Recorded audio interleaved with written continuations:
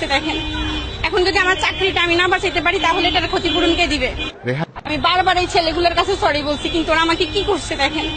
এখন যদি আমার চাকরিটা আমি না বাঁচাইতে পারি তাহলে এটার ক্ষতিপূরণ কে দিবে?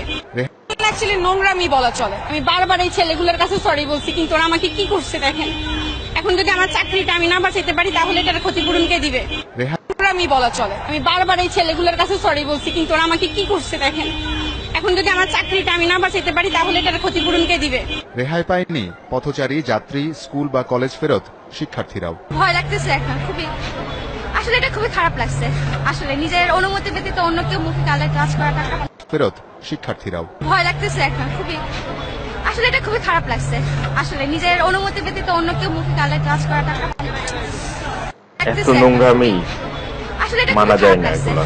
আসলে নিজের অনুমতি ব্যতীত অন্য কেউ মুখে গালে টাচ করাটা খুবই খারাপ লাগছে। আসলে নিজের অনুমতি ব্যতীত অন্য কেউ মুখে গালে টাচ করাটা খুবই খারাপ লাগছে। আসলে নিজের অনুমতি ব্যতীত অন্য কেউ কি মুখে জবাব গালে দেবেন touch এগুলোর?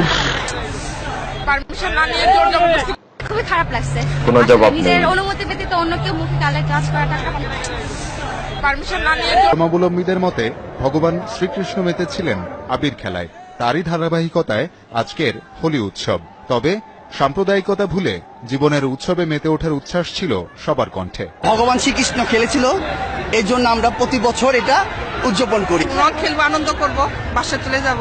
অনেক ভালো একটা আন্ডারস্ট্যান্ডিং, রং দিয়ে দিচ্ছে, অন্যরকম একটা তাতেই গলি থেকে সড়কে চলে আসে উৎসবের মিছিল। বাড়তে শুরু আমরা করে এখানে কি দেখতে বখাটেদের পাচ্ছি? উপদ্রব। বখাটেদেরকে নিয়ে বেশিরভাগ ক্ষেত্রেই তাদের সারাদিন আমরা পরিণত ফেসবুকে হয় দেখেছি, এটা নিয়ে অনেক আলোচনা চলছে।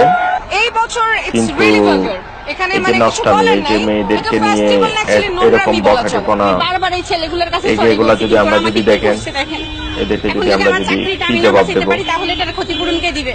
রেহাই পায়নি আফসোসের পথচারী, বিষয় যাত্রী, এগুলা। স্কুল বা কলেজ ফেরত খুবই শিক্ষার্থীরা। আফসোস, ভয় সেম লাগতেছে সেম। এখন খুবই, আসলে এটা খুবই খারাপ লাগছে।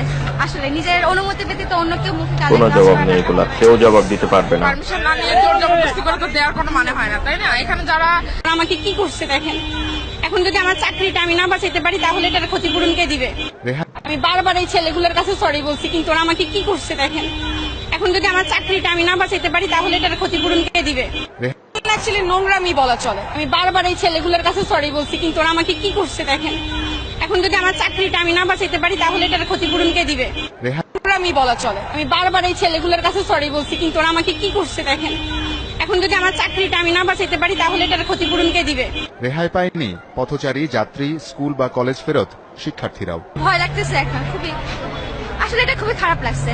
আসলে নিজের অনুমতি ব্যতীত অন্য কেউ মুখে গালে টাচ করাটা ফেরত শিক্ষার্থীরাও। ভয় লাগতেছে এখন খুবই, আসলে এটা খুবই খারাপ লাগছে।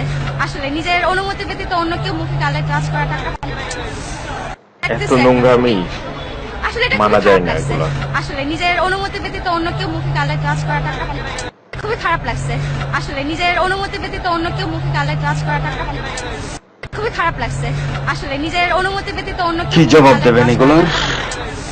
পারমিশন না নিয়ে জোর জবরদস্তি খুবই খারাপ লাগছে। কোনো আসলে জবাব নিজের নেই। অনুমতি ব্যতীত অন্য কেউ মুখে গালে টাচ করাটা পারমিশন না নিয়ে জোর জবরদস্তি করে তো দেওয়ার কোনো মানে হয় না, তাই না? এখানে যারা ইন্টারেস্টেড তারা নিজে থেকেই জয়েন করবে। ভার্সিটির লোকেরা আসিয়া যেরকম উশৃঙ্খলপনা করতেছে, এটা আমাদের সীমিত মতো থাকা দরকার।